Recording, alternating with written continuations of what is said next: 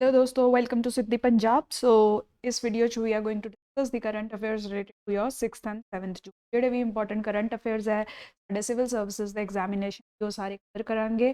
Right, ਇੱਥੇ ਆਪਾਂ ਸਿਰਫ ਫੈਕਚੁਅਲ ਕਰੰਟ ਅਫੇਅਰਸ ਜਿਹੜੇ ਆ ਉਹ ਨਹੀਂ ਤੇ actually analysis based current affairs ਜਿਹੜੇ ਕਿ ਤੁਹਾਡੇ ਸਪੈਸ਼ਲੀ ਸਿਵਲ ਸਰਵਿਸਿਜ਼ ਦੇ ਸਬਜੈਕਟਿਵ ਐਗਜ਼ਾਮਸ ਲਿਖਣ 'ਚ ਕਾਫੀ ਹੈਲਪ। ਰਾਈਟ, ਸੋ ਇਹ ਫੈਕਚੁਅਲ ਚੀਜ਼ਾਂ ਤਾਂ ਤੁਸੀਂ ਬੁੱਕਸ 'ਚੋਂ ਯਾਦ ਜਾਂ थोड़ी बहुत आप कवर भी करते हैं, बट एनालिसिस समझना बहुत ज़रूरी है जी की डिस्कशन आप इतने कर रहे हैं। तो इसीलिए फॉलो करते रहो channel for all this informative discussions. Let's see the topics that we are going to discuss today. ये 6 इंपॉर्टेंट टॉपिक्स जिहड़े आप अज कवर करने वाले हैं। NIRF रैंकिंग्स अपने एजुकेशनल इंस्टीट्यूशनस नू ग्रेड करने वाली ये रैंकिंग्स जिहड़ियां गवर्नमेंट ने इंट्रोड्यूस कीतियां सी। डिटेल विच ये रैंकिंग्स बारे देखांगे तो 2023 की फाइंडिंग्स क्या है थोड़ी बहुत वो देखांगे। राइट, दैन किवें फार्मर्स की इनकम इनक्रीज कर सकते आप bye focusing on renewable energy. इस ते आर्टिकल आया है, अच्छा आर्टिकल है। मेन्स च ऐसे भी आ सकता है, मेन्स च GS3 च एग्रीकल्चरल इशूज़ के क्वेश्चन भी आते हैं। साइंस एंड टैक्नोलॉजी या इन्वायरमेंट पार्ट च भी ये क्वेश्चन आ सकता है। तो काफ़ी अच्छा आर्टिकल है, ये मेन पॉइंट्स आप डिस्कस करांगे। Right, then philanthropist Bhagat Puran Singh he is in news. तो थोड़ी जी इन्हों की कॉन्ट्रीब्यूशन देख लवेंगे। फैक्चुअल क्वेश्चन है जे पर्सनैलिटीज़ ते आ सकते हैं, so that is why will discuss this personality. Then Suriname confers civilian highest civilian honour to president Murmu. ये देख लवेंगे इंडियन प्रेजिडेंट नू हाईएस्ट उन्होंने आपका ऑनर दिता है। So will see this in detail, important only for prelims.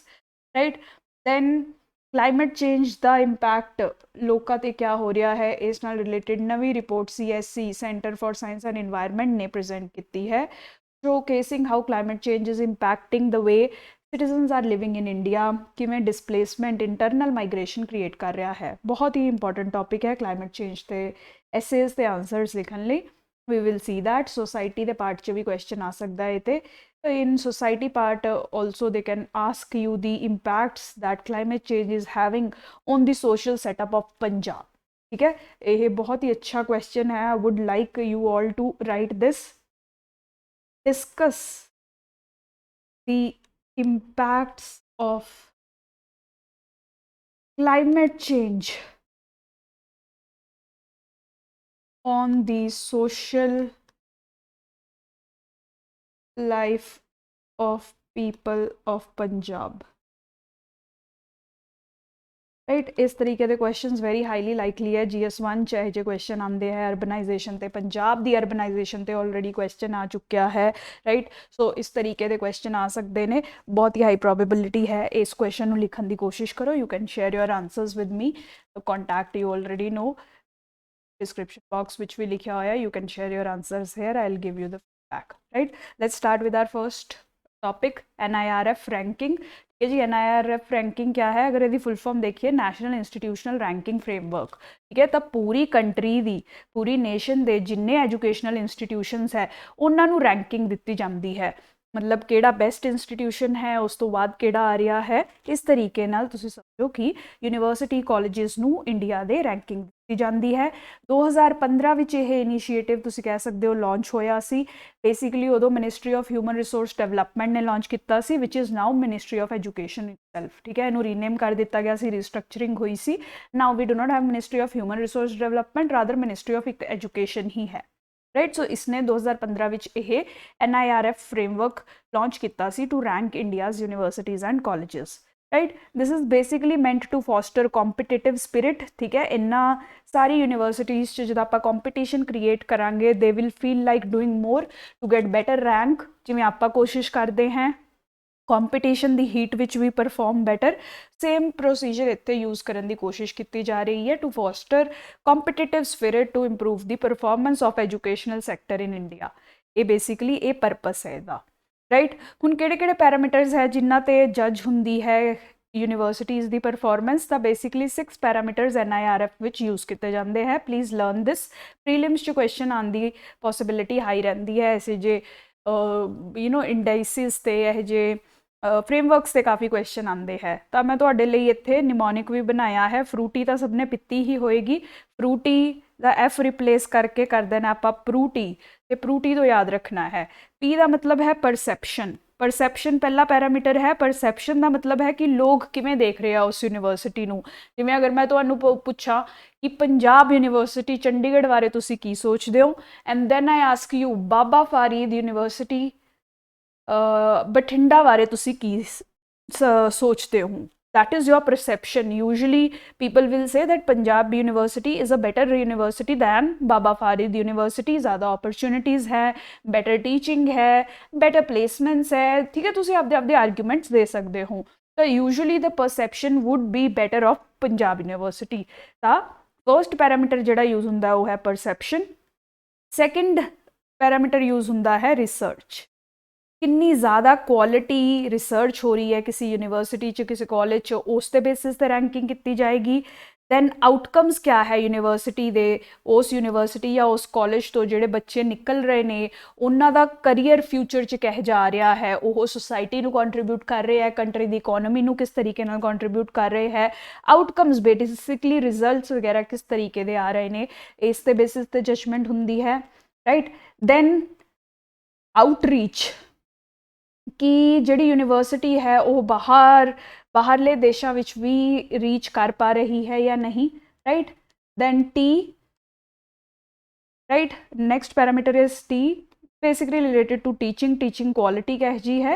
And I inclusivity, हर एक section of society included है कि नहीं, विमेन हो गए, SC हो गए, ST हो गए, क्या जे यूनिवर्सिटी या कॉलेज जिहड़ी हैगी है वो सबनों सोसाइटी के हर एक मैंबर नूं इंक्लूड कर पा रही है कि नहीं, राइट। सो ये 6 पैरामीटर्स के बेसिस ते यह रैंक विच तुहाडी पोजीशन आंदी है एक यूनिवर्सिटी दी या कॉलेज दी। ये 6 पैरामीटर्स याद करने की कोशिश करो, प्रीलिम्स च काम आएंगे, राइट। हुण 2023 का डेटा आया है ऑन डिफरेंट यूनिवर्सिटीज़। तो पहली गल तो यही है कि पार्टिसिपेटिंग कॉलेजेस जिहड़े आ वो काफ़ी इनक्रीज़ हो गए ने।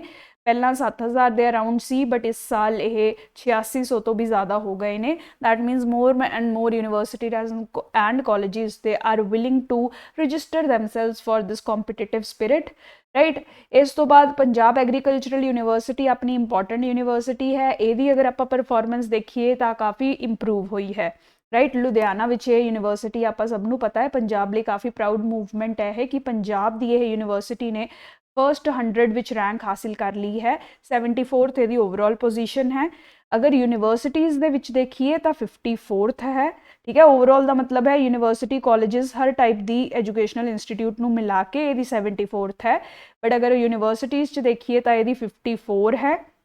एंड एग्रीकल्चर के फील्ड विच अगर देखिए तो यह पूरे इंडिया विच 3rd नंबर पर आती है। दैट मीनस एग्रीकल्चरल अगर तुसी फील्ड विच पढ़ाई करना चाहते हो, रिसर्च करना चाहते हो, then this is one of the best university that you are looking into in the entire country, right. So PAU ने काफ़ी अच्छा परफॉर्म किया है। आप पंजाब के लोग हैं, आपू ये जनरल इन्फॉर्मेशन होनी चाहिए है, इसलिए मैं ये फैक्ट तुहाडे नाल डिस्कस कर रही हैं। अगर तुसी पंजाब यूनिवर्सिटी की गल करो, ये भी डाटा आया है, यदी पोजीशन एक्चुअली गिरी है, राइट। 3 पोजीशन पिछले साल नालों गिर गया है, राइट। सो ये बेसिक इन्फॉर्मेशन है जी आपको पता होनी चाहिए। NIRF के बारे ज़्यादा क्वेश्चंस की पॉसिबिलिटी तो नहीं है, प्रीलिम्स जो क्वेश्चन आ सकता है, तो फैक्चुअल डिटेल्स याद रखनी है।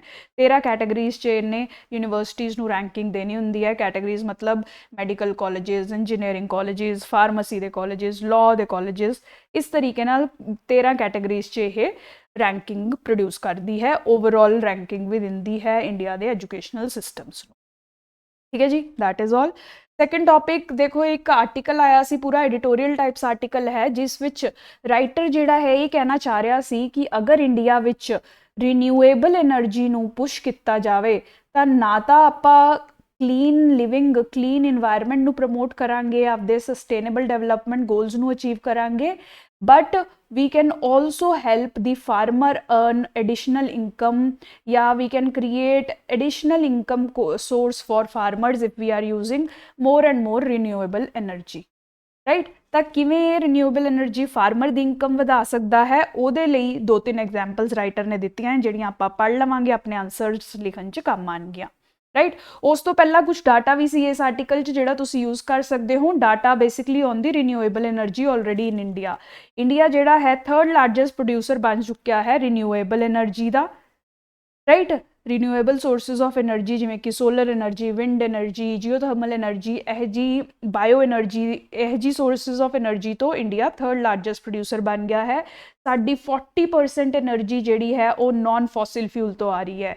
ਦੇਖੋ ਇੱਕ ਟਾਈਮ ਹੁੰਦਾ ਸੀ ਕਿ ਸਾਡੀ ਮੈਜੋਰਿਟੀ ਪਾਵਰ 70% ਤੋਂ ਜ਼ਿਆਦਾ ਸਾਡੀ ਇਲੈਕਟ੍ਰਿਸਿਟੀ ਕੋਲੇ ਤੋਂ ਬਣਦੀ ਸੀ, which is a fossil fuel and a very polluting substance, and also it is not renewable, but now ਧੀਰੇ ਧੀਰੇ we are increasing our renewable energy mix ਤੇ 40% already ਸਾਡੀ renewable energy ਦੇ various sources ਤੋਂ energy ਆ ਰਹੀ ਹੈ, right? sun ਹੋ ਗਿਆ, water ਹੋ ਗਿਆ, wind ਹੋ ਗਿਆ, you know, biomass ਹੋ ਗਿਆ, we are using all the renewable forms ਜਾਂ you know areas to generate energy।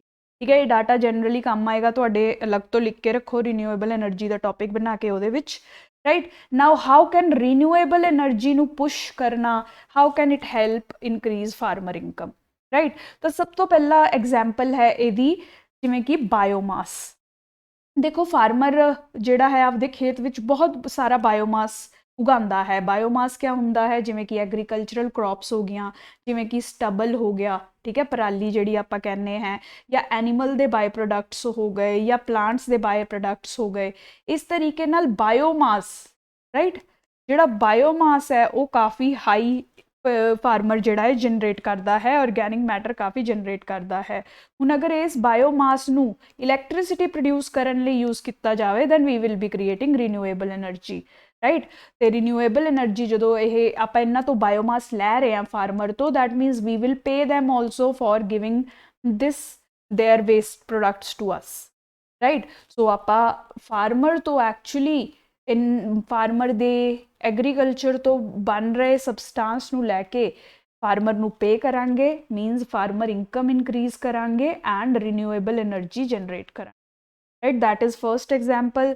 Second example ਹੈ ਜਿਵੇਂ ਕਿ ਹੁਣ ਬਹੁਤ ਸਾਰੀ ਇਹੋ ਜਿਹੀ ਕ੍ਰੌਪਸ ਵੀ ਉਗਾਈ ਜਾਂਦੀਆਂ ਜਿਵੇਂ ਕਿ ਮੇਜ਼, ਸ਼ੂਗਰ ਕੇਨ, ਰਾਈਸ, ਇਹ ਸਾਰੀ ਕ੍ਰੌਪਸ ਜਿਹੜੀਆਂ ਹੈ ਇਹ ਬਾਇਓਫਿਊਲ ਜਨਰੇਟ ਕਰਨ ਵਿੱਚ ਵੀ ਯੂਜ਼ ਹੁੰਦੀਆਂ ਹੈ। ਬਾਇਓਫਿਊਲ ਦਾ ਟੌਪਿਕ ਤੁਸੀਂ ਪੜ੍ਹਿਆ ਹੋਊ।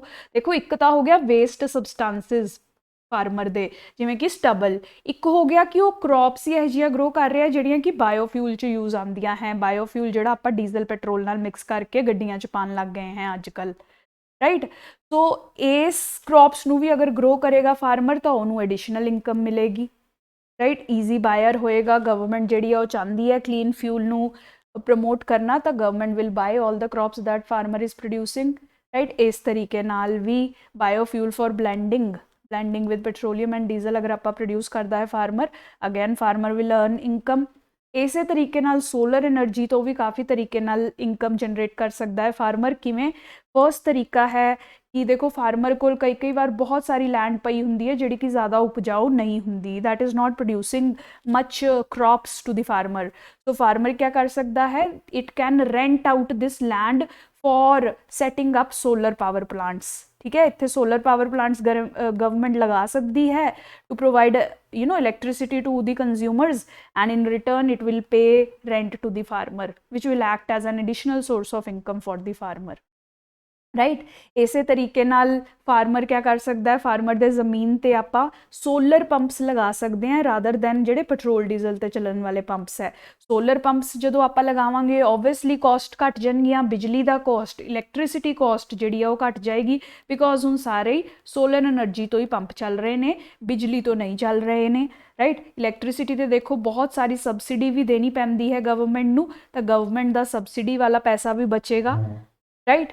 ऑल्सो फार्मर क्या कर सकता है, सोलर पंप्स के थ्रू इलैक्ट्रिसिटी बल्कि जनरेट करके वापस गवर्नमेंट नू बेच सकता है, right? This is known as grid connected pumps.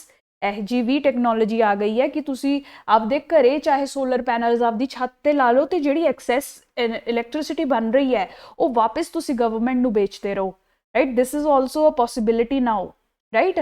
ਤੁਸੀਂ ਆਪਦੇ ਘਰੇ ਵੀ ਇਸੇ ਤਰੀਕੇ ਫਾਰਮਰ ਵੀ ਕਿਆ ਕਰ ਸਕਦਾ ਹੈ, ਆਪਦੇ ਖੇਤਾਂ ਵਿੱਚ ਸੋਲਰ એનર્ਜੀ ਪ੍ਰੋਡਿਊਸ ਕਰ ਸਕਦਾ ਇਨ different ways and after using whatever he requires he can sell the excess amount of electricity to the government। ਇਹਨੂੰ grid connected pumps ਕਹਿੰਦੇ ਹੈ। ਜਿਹੜੀ electricity grid ਹੈ ਉਸ 'ਚ ਵਾਪਸ electricity ਵੇਚਣਾ government ਨੂੰ, that is also a way for a farmer to earn additional income, ठीक है। तो समझ रहे हो तुसी कि किवें डिफरेंट रिन्यूएबल सोर्सेस ते अगर आप फोकस कर रहे हैं तो आप किवें फार्मर दी इनकम वधा सकते हैं, right, by using agricultural bio products, by using agricultural crops और by using solar panel, solar pumps, we can help farmer increase his income. ਤਾਂ ਇੱਕ ਪਾਸੇ ਆਪਾਂ green living green electricity produce ਕਰ ਰਹੇ ਹਾਂ, ਦੂਜੇ ਪਾਸੇ ਆਪਾਂ ਫਾਰਮਰ ਨੂੰ ਵੀ ਹੈਲਪ ਕਰ ਰਹੇ ਹਾਂ।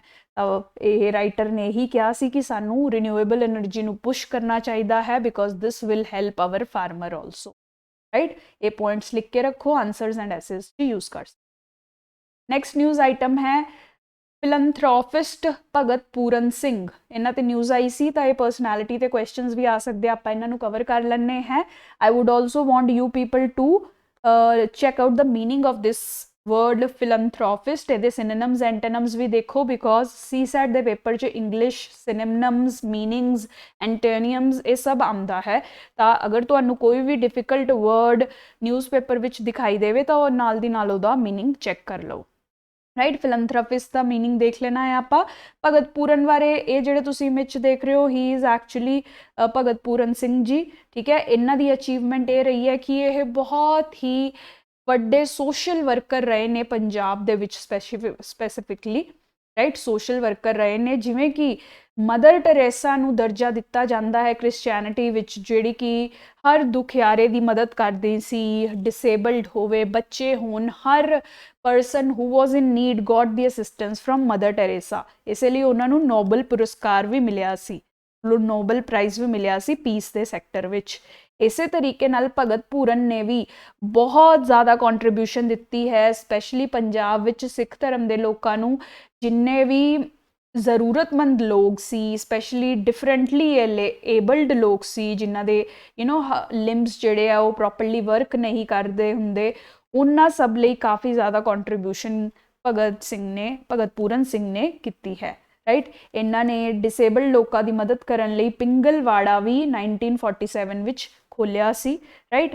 ਹੁਣ ਇਹ ਪਿੰਗਲਵਾੜਾ ਜਿਹੜੇ ਆ ਜਗ੍ਹਾ ਜਗ੍ਹਾ ਤੇ ਖੁੱਲੇ ਹੋਏ ਨੇ, ਬਟ ਇਨੀਸ਼ੀਅਲੀ ਉਹਨਾਂ ਨੇ 1947 ਵਿੱਚ ਫਰਸਟ ਸੱਚ ਪਿੰਗਲਵਾੜਾ ਹੀ ਐਸਟੈਬਲਿਸ਼ਡ, ਜਿਸ 'ਚ ਇਹੋ ਜਿਹੇ ਲੋਕਾਂ ਦੀ ਕੇਅਰ ਕੀਤੀ ਜਾਂਦੀ ਸੀ ਜਿਹੜੇ ਕਿ ਖੁਦ ਲਿੰਬਸ ਤੋਂ ਅਫੈਕਟਡ ਨੇ, ਰਾਈਟ। ਤਾਂ ਇਹਨਾਂ ਨੂੰ ਸਿੱਖ ਹੀਰੋ ਦਾ ਵੀ ਖਿਤਾਬ ਦਿੱਤਾ ਗਿਆ ਹੈ। ਇਹਨਾਂ ਦੀ ਕੰਟਰੀਬਿਊਸ਼ਨ ਲਈ ਇਹਨਾਂ ਨੂੰ ਕੰਟਰੀ ਨੇ ਪਦਮ ਸ਼੍ਰੀ ਅਵਾਰਡ ਵੀ ਦਿੱਤਾ ਹੈ, ਠੀਕ ਹੈ। 1990s ਦੇ ਵਿੱਚ ਇਹਨਾਂ ਨੂੰ ਨੋਬਲ ਪ੍ਰਾਈਜ਼ ਲਈ ਵੀ ਕੰਸੀਡਰ ਕੀਤਾ ਜਾ ਰਿਹਾ ਸੀ, ਬਟ ਅਨਫੋਰਚੂਨੇਟਲੀ ਨੋਬਲ ਪ੍ਰਾਈਜ਼ ਤਾਂ ਨਹੀਂ ਮਿਲਿਆ, ਬਟ ਇਹਨਾਂ ਦੀ ਕੰਟਰੀਬਿਊਸ਼ਨ ਕੋਈ ਘੱਟ ਨਹੀਂ ਹੈ, right. A prize does not decide the contribution, but he actually made lot of difference to the lives of millions of people specially living in Punjab, ਠੀਕ ਹੈ ਜੀ। ਤਾਂ ਫਿਰ ਇਹਨਾਂ ਦਾ ਆਪਾਂ ਯਾਦ ਰੱਖਣਾ, ਇਹਨਾਂ ਦੀ ਕੰਟਰੀਬਿਊਸ਼ਨ। ਇਹ ਤੇ ਪ੍ਰੀਲਿਮਸ ਬੇਸਡ ਕੁਐਸਚਨ ਆ ਸਕਦਾ ਹੈ, and you can use this in the case studies also. ਜਿਹੜੀ ਪ੍ਰੋਬਲਮ ਸੋਲਵਿੰਗ ਦਾ ਤੁਹਾਡਾ ਪਾਰਟ ਹੈ ਮੇਨਸ ਦਾ, ਉਸ ਵਿੱਚ ਤੁਸੀਂ ਇਹੋ ਜਿਹੀ ਪਰਸਨੈਲਿਟੀਜ਼ ਦਾ ਨਾਮ, ਇਹ ਵੈਲਿਊ ਜਿਹੜੀ ਇਹ ਸ਼ੋ ਕਰ ਰਹੇ ਨੇ, ਜਿਵੇਂ ਕਿ ਕੰਪੈਸ਼ਨ, ਰਾਈਟ, ਹੈਲਪਿੰਗ ਕਰੈਕਟਰ, ਇਹ ਸਭ, ਐਮਪੈਥੀ, ਇਹ ਸਭ ਤੁਸੀਂ ਵਰਡਸ ਕੀਵਰਡਸ ਉਹਨਾਂ 'ਚ ਯੂਜ਼ ਕਰ ਸਕਦੇ ਹੋ with the name of this personality, right. Next news item ਹੈ, ਅਗੇਨ ਪ੍ਰੀਲਿਮਸ ਲਈ ਇੰਪੋਰਟੈਂਟ ਹੈ, ਵੈਸੇ ਕੋਈ ਖਾਸ ਇੰਪੋਰਟੈਂਟ ਨਹੀਂ ਹੈ, current affairs based factual question ਜਿਵੇਂ ਆਪਾਂ ਕਿਹਾ ਆ ਸਕਦੇ ਹੈ। ਤਾਂ ਸੁਰੀਨਾਮ ਜਿਹੜੀ ਕੰਟਰੀ ਹੈ, ਆਪਾਂ ਆਲਰੇਡੀ ਇਹਦੀ ਲੋਕੇਸ਼ਨ ਡਿਸਕਸ ਕਰ ਚੁੱਕੇ ਹਾਂ। I want you to tell me in the comment section where is Suriname located in the entire world, and ਜਿਨ੍ਹਾਂ ਨੂੰ ਨਹੀਂ ਪਤਾ, I would want you to check this on the map carefully. ਇਹਦੀ neighbouring countries ਕਿਆ ਹੈ, ਪੂਰੀ sequence 'ਚ ਦੇਖੋ, ਵੈਸਟ ਟੂ ਈਸਟ ਕਿਹੜੀ ਕੰਟਰੀਜ਼ ਆਉਂਦੀਆਂ ਹੈ, ਇਹਦੇ ਅਰਾਊਂਡ ਵਾਟਰ ਬੋਡੀਜ਼ ਕਿਹੜੀਆਂ ਹੈ ਇੰਪੋਰਟੈਂਟ, ਉਹ ਵੀ ਸਭ ਦੇਖੋ, ਠੀਕ ਹੈ। ਮੈਪ ਬੇਸਡ ਕੁਐਸਚਨਸ ਬਹੁਤ ਇੰਪੋਰਟੈਂਟ ਹੈ, ਹਰ ਸਾਲ 5 ਤੋਂ 6 ਕੁਐਸਚਨ UPSC ਪੁੱਛ ਰਿਹਾ ਹੈ, ਐਂਡ ਪੰਜਾਬ PCS 'ਚ ਵੀ ਅਗਰ ਤੁਹਾਨੂੰ ਮੈਪ ਦੀ ਨੌਲੇਜ ਹੈ, ਕਾਫੀ ਸਾਰੇ ਕੁਐਸਚਨਸ ਤੁਸੀਂ ਸੋਲਵ ਕਰ ਸਕਦੇ ਹੋ, ਠੀਕ ਹੈ ਜੀ। ਤਾਂ ਸੁਰੀਨਾਮ ਕੰਟਰੀ ਦੇ ਪ੍ਰੈਜ਼ੀਡੈਂਟ ਨੇ ਸਾਡੇ ਪ੍ਰੈਜ਼ੀਡੈਂਟ ਨੂੰ ਆਪਦਾ ਹਾਈਐਸਟ ਸਿਵਿਲੀਅਨ ਅਵਾਰਡ ਦਿੱਤਾ ਹੈ, ਜਿਹਦਾ ਨਾਮ ਹੈ grand order of the chain of the yellow star, ਠੀਕ ਹੈ। ਇਹ ਨਾਮ ਵੀ ਯਾਦ ਰੱਖਣਾ ਹੈ, ਇਸ ਤੇ ਕੁਐਸਚਨ ਆ ਸਕਦਾ ਹੈ ਕਿ ਕਿਸ ਕੰਟਰੀ ਨੇ ਸਾਡੇ ਪ੍ਰੈਜ਼ੀਡੈਂਟ ਨੂੰ ਆਪਦਾ ਹਾਈਐਸਟ ਸਿਵਿਲੀਅਨ ਅਵਾਰਡ ਇਸ ਸਾਲ ਪ੍ਰੈਜ਼ੈਂਟ ਕੀਤਾ ਹੈ। ਕਿਸੇ ਤਰੀਕੇ ਨਾਲ ਵੀ ਇਹ ਫੈਕਟਸ ਦੇ ਕੁਐਸਚਨ ਬਣ ਸਕਦੇ, ਰਾਈਟ। ਇਹ ਜਿਹੜੇ ਆਪਣੀ ਪ੍ਰੈਜ਼ੀਡੈਂਟ ਸੀ, she was visiting Suriname for celebrating 150th anniversary of arrival of Indians in Suriname. ठीक है। सूरीनाम एक जगह है जिथे ब्रिटिश जो अपने ते राज करते सी उदों वो इंडियंस नू एज लेबरर्स या इंडेंजर्ड लेबर की तरह they took Indians to such countries like Suriname. ठीक है, तो 150 साल हो गए है वो अत्याचार नू ते हुण आपां ओनू एज अ कंस्ट्रक्टिव थिंग याद करते हैं कि यह जी चीज़ जी है जी एट्रोसिटीज़ दोबारा नहीं आपां होंदा। Right, so Indian president was visiting to celebrate that movement when this system started, and to celebrate the fact that we now no longer support such practices.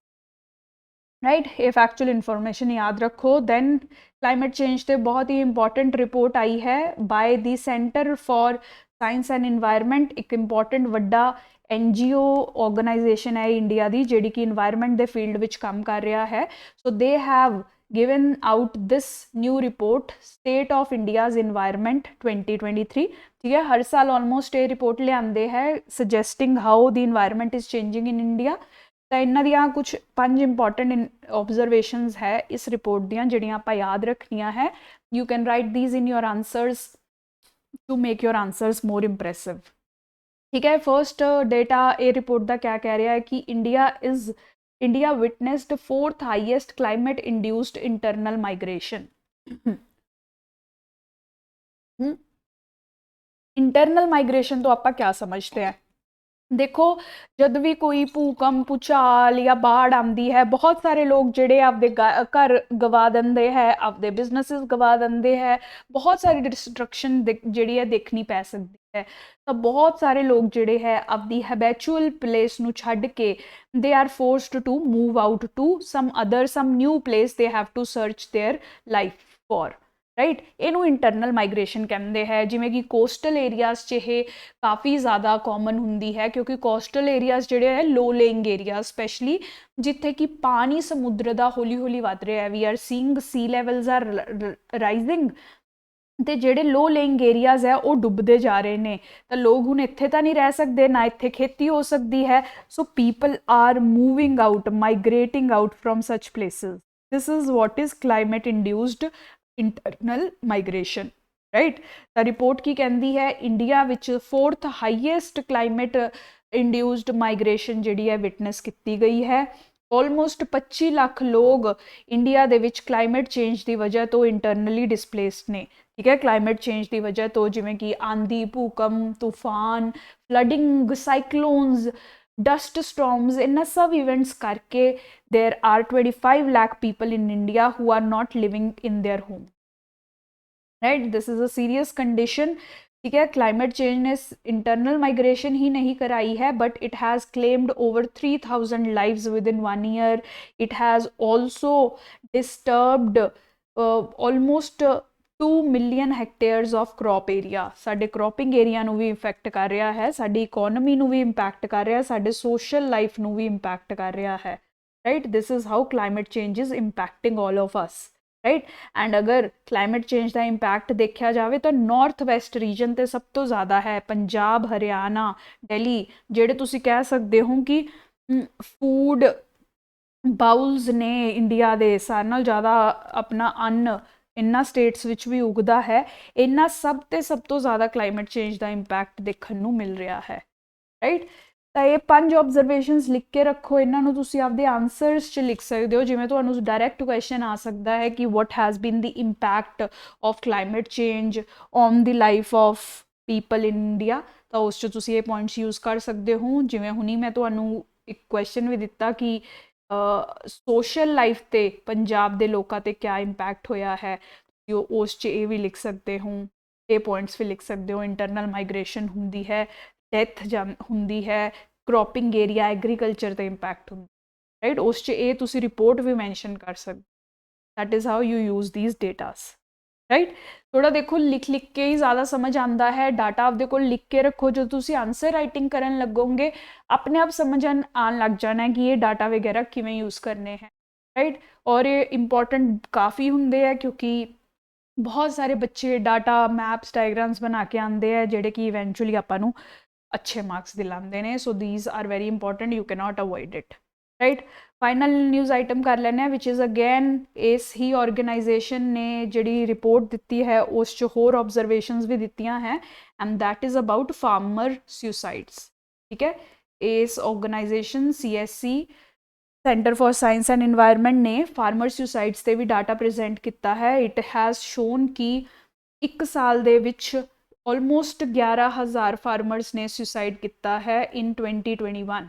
Right, 2021 with the data इस report ने दिता है analyse करके सानू कि almost 11,000 farmer ने suicide किया है because of the poor ill condition of the farmer. ठीक है, रीजनस क्या होंगे है बेसिकली अगर तुम देखो कॉमन रीजनस देखो, क्रॉप अगर देखो फार्मर ਲਈ ਤਾਂ सब कुछ ਉਹਦੀ क्रॉप है। ठीक है, क्रॉप तो ही ਉਹਨੇ पैसा कमाना है, वो तो ही आपदे परिवार ਨੂੰ ਦਾ पोषण करना है, ਬੱਚਿਆਂ ਨੂੰ पढ़ाना है, आपदी जिंदगी चलानी है। बट अगर क्रॉप ही फेल हो जाएगियां because of climate change, because of an number of factors, then farmer जिहड़ा है ऑब्वियसली स्ट्रैस विच आ जाता है। राइट, पैसा कमाने ਨੂੰ कुछ ਹੁੰਦਾ नहीं है, कर्जा ਜਿਹੜਾ लिता होया है कर्जदारां तो या बैंकों तो वो वधदा रहिंदा है, इंडैटनेस वधदी रहिंदी है बट कमाई हो नहीं पाती है। पैस्ट अटैक्स कदी कदी इन्ने ज़्यादा होंगे है, कोई डिसीज़ फैल जाती है कि पूरा का पूरा खेत ही खराब हो जाता है, जिवें कि आपां लोकस्ट अटैक्स देखते हैं या फिर बॉल वॉर्म अटैक देखा जाता है। ये कॉमन पैस्ट अटैक्स है जिहड़े विटनेस किए जाते हैं। राइट, इन्ना सब कारणा करके वाटर की कमी होने करके फार्मर की क्रॉपिंग जिहड़ी है वो ज़्यादा आउटपुट नहीं दे रही है, फार्मर का पैसा ज़्यादा लगता है बट उन्होंने रिटर्न नहीं मिल पाते, जिहदे करके वो आपदे कर्जे उतार नहीं पाता and over the period of time उते कर्जा होर वधदा रहिंदा है। राइट, तो यही नहीं सिर्फ कदी कदी तक क्रॉप दी प्राइसिस ही इन्नियां डिग जांदियां हैं कि फार्मर अगर सब कुछ बना भी लैंदा है, आपदी क्रॉप उगा भी लैंदा है, कट भी लैंदा है, then also the farmer does not get the required price. ठीक है, इस वजह तो फार्मर नू काफ़ी इंपैक्ट हुंदा है, इन्ना मैंटल प्रैशर नहीं सहा जाता, उन्हां दे जिहड़े खर्चे है वो निकल नहीं पाते ने, इंडैटनेस वधदी रहिंदी है। Because of this pressure many farmers they commit suicide. Right, तो उन्होंने लाइफ भी काफ़ी स्ट्रैसफुल होंगी है and that is what this report is saying. Farmer suicides का अलग टॉपिक बना के रखो, वो रीजनस कुछ रीजनस आप इत्थे डिस्कस किए हैं और जिमें जिमें आर्टिकल्स पढ़ते रहोगे रीजनस आते रहेंगे, just keep them in written with you because this is what you will write in your answers.